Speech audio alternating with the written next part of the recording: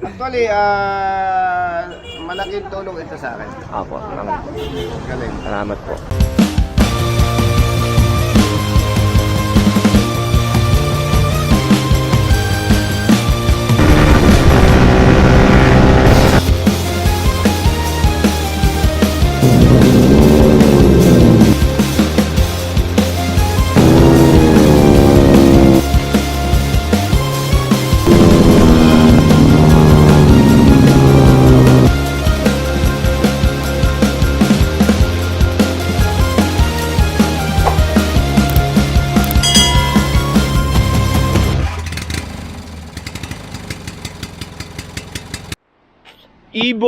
Ibo.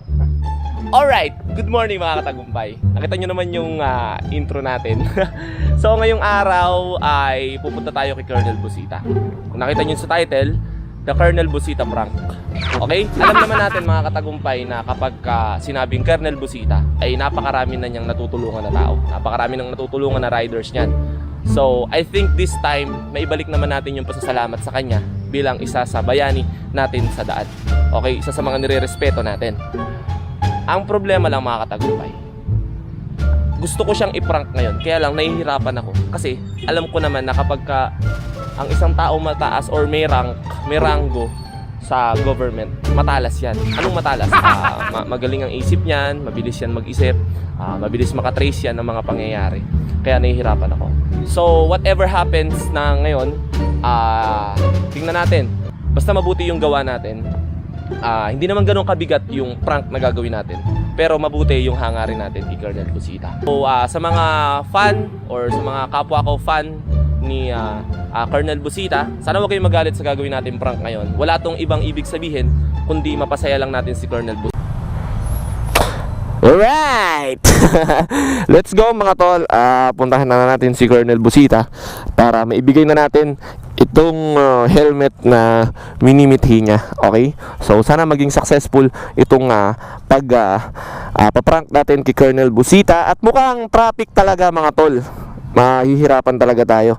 Siguro doon ko na kayo makikita sa maluog na daan. Doon ko na kayo babalikan. Kasi kung makikita nyo, tingnan nyo kung makikita nyo yung daan dito sa amin, sobrang traffic talaga. Okay? So nakakatuwa na mabisita tayo ni Colonel Busita kasi isa siya sa mga may mabuti ring gawa mga tol. May mga mabuti ring hangarin dito sa amin sa Laguna, sa Cabuyao. Isa rin siya sa mga laganap ng fair at tama. Okay? Fair at tama na pamamalakad dito sa Cabuyao. Kaya naman naisipan ko na bigyan siya ng something na makakapagpasaya sa kanya. Sigurado makakapagpasaya. Alam niyo mga katagumpay, ang isang rider kapag kayan ay binigyan ng something na magagamit niya sa kanyang pagmumotor, sobrang saya niyan. 100% yun mga tol. Kaya naman naisipan ko na bigyan siya. Okay? So biyahe na lang muna tayo kasi sobrang traffic. Yeah!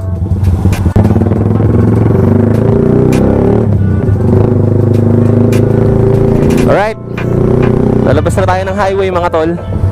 Signal muna tayo, signal muna. Yeah. Colonel Busita, andito na po ako. Dala ko na ang inyong Evo helmet. Alrighty. Yeah. Makasarap ng daan ngayon. Maluwag, walang traffic. Ewan ko lang sa bandang doon kasi kalimitan traffic talaga doon mga tol Luog ng daan dagdag tips. Kapag ka straight line, bawal kayong umovertake doon. Dito lang sa broken lines. Okay bawal. Laging dito lang. Tsaka laging tingin sa side mirror bago umovertake. Okay lang mong bubilis. Basta maluwag ang daan, okay lang yun. Ayan na nga ang sinasabi sa hula. Traffic na, oops.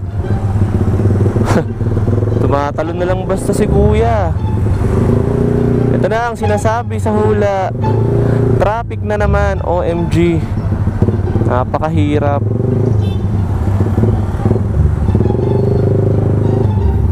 Traffic na naman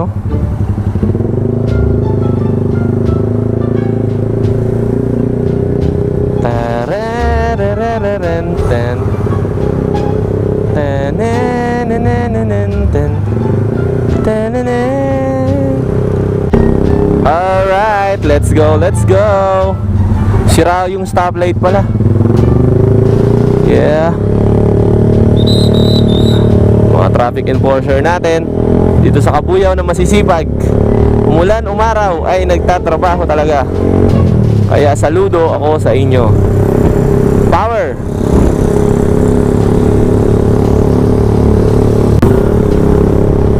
Right? Mga tol, medyo malapit na tayo. Pero hindi ko kasi pwede sabihin yung daan eh, tsaka yung lugar, kasi baka puntahan nyo si Colonel. Medyo malapit na tayo, nararamdaman ko na. Mamaya tatawagan natin yung kaibigan natin para makausap natin kung nandun na si Colonel. Tapos saka natin tatawagan si Colonel kapag nandun na siya. Sure 100% na siyang nandun. Mapapanggap tayong staff ng Team Graffiti.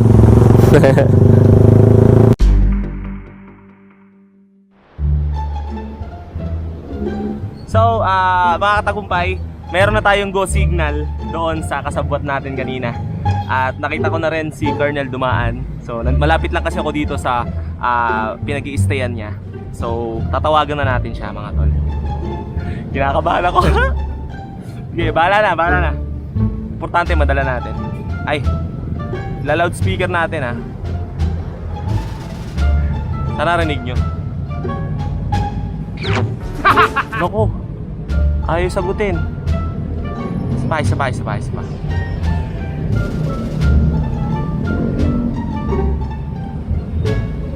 Oh, ayaw sagutin. Isa pa, one more.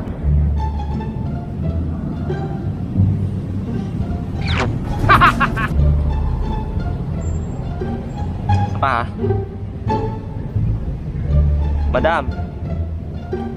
Madam, mali yata yung number niya. Ayaw niya, hindi siya nasagot eh. Oo. Kararating lang po. O siya, sige. Puntahan ko na lang po, Ayaw niya talaga sagutin. Wala, puntahan na natin talaga, mga tol. Puntahan na natin. Alright, mga tol, hindi siya sumasagot sa tawag. Siguro nakapatay yung cellphone niya.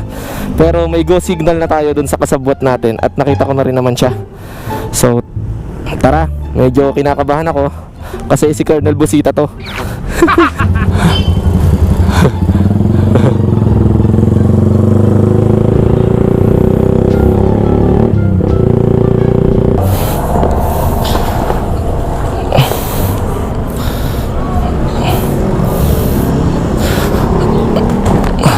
Okay, tawagan na natin, mga tol. Madam, labas ka lang kunwari may naghahanap sa kanya. Labas ka, nandito na ako sa labas. Labas ka lang kunwari. Sige. Okay. Okay po.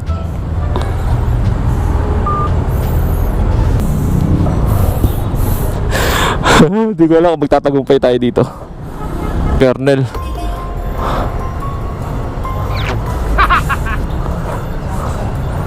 Hello po, Colonel.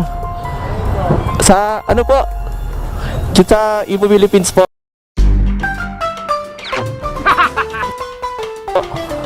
Talaga ha. Deliver na po namin. Pakilala tayo, mga tol. Yaman. Ay mo, lupit ka. Opo.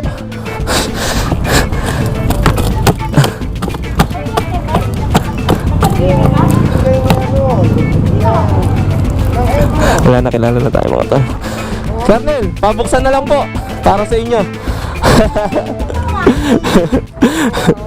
Pabuksan na lang po para sa inyo po. Opo. Dapat talaga ha. Ano yung Wala, hindi na natin mapaprank si Colonel. Matalas. Alright. So wala, hindi talaga kayo i-prank si Colonel. Matalas. Kilala agad tayo. tindig pa lang yan. Tindig pa lang daw, alam na ni Colonel. Ayan. So, Ibo Philippines, Team Graffiti. Ito na, naipaabot na natin kay Colonel yung kanyang helmet. Sana magustuhan niya. Alright. Dalawa yan, Colonel. Para sa inyo po. Hindi na mag-amoy pawis yung aking Meron pa libreng visor.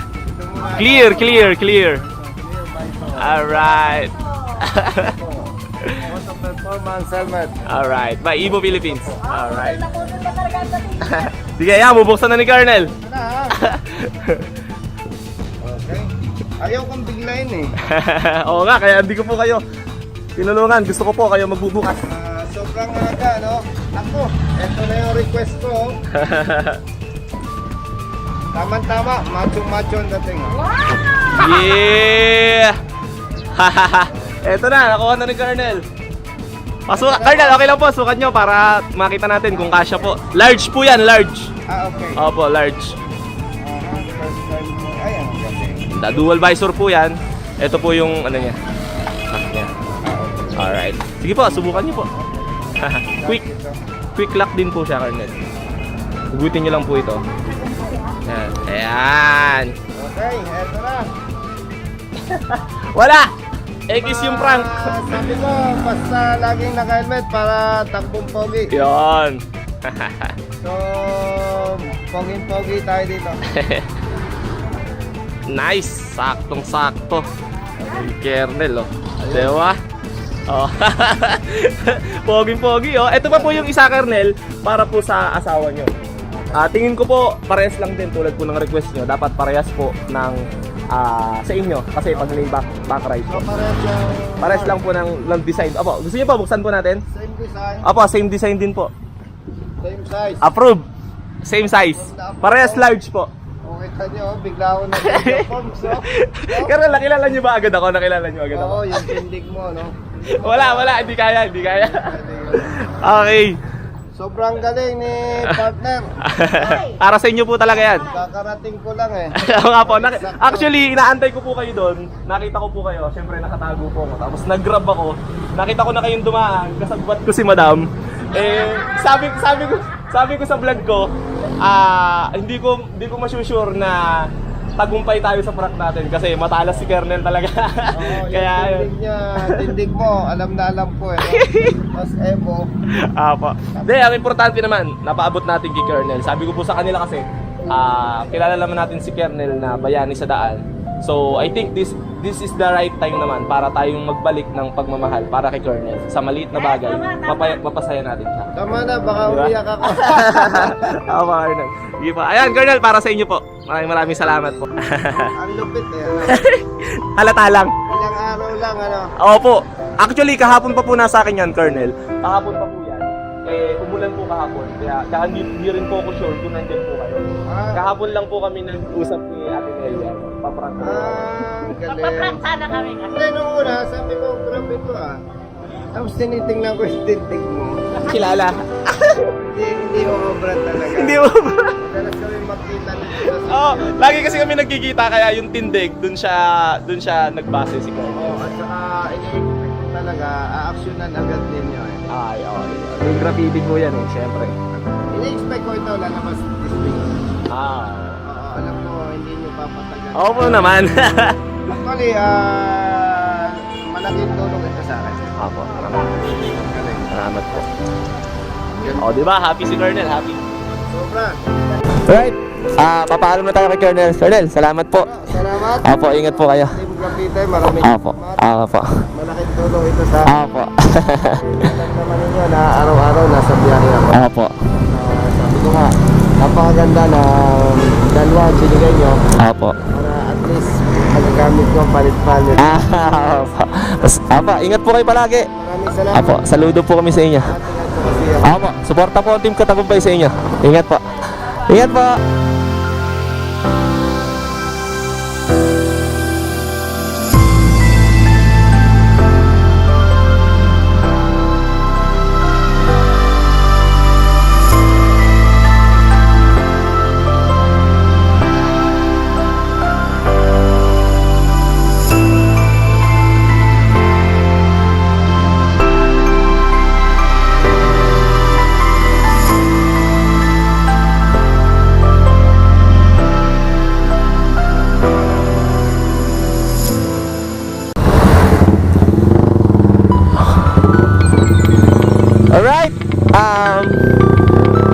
last message kay Colonel.